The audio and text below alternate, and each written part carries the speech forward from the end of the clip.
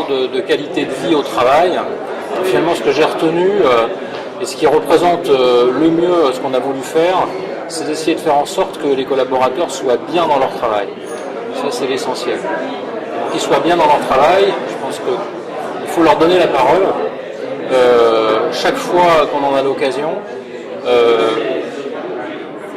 en amont en fait de tout changement, toute transformation des méthodes de travail, de telle sorte à ce qu'ils contribuent à la manière de les concevoir, de les penser. Ainsi, ils vont se les approprier et ils seront beaucoup plus à l'aise dans leur mise en œuvre.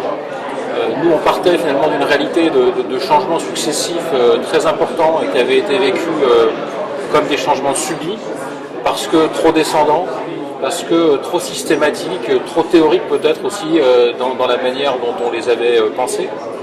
Et en leur redonnant la parole, là, on a permis de faire un état des lieux déjà et de leur donner toute la considération qu'il fallait, de renouer en fait le lien qui s'était rompu.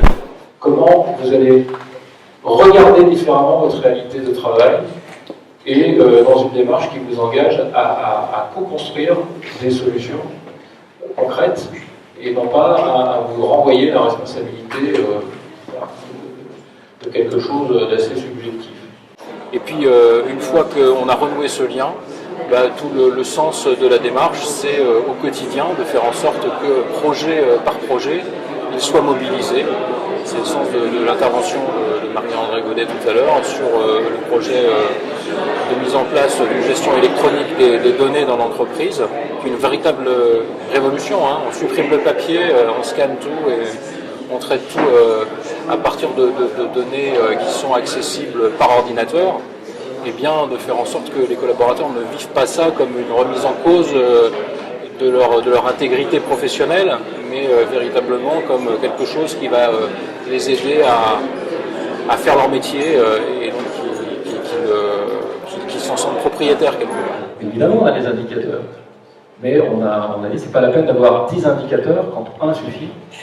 Et ce temps-là, il faut le consacrer à réfléchir sur comment on fait son travail et comment on collabore, à la fois avec son responsable, avec ses collègues, pour être plus efficace, pour apprendre dans sa manière de travailler.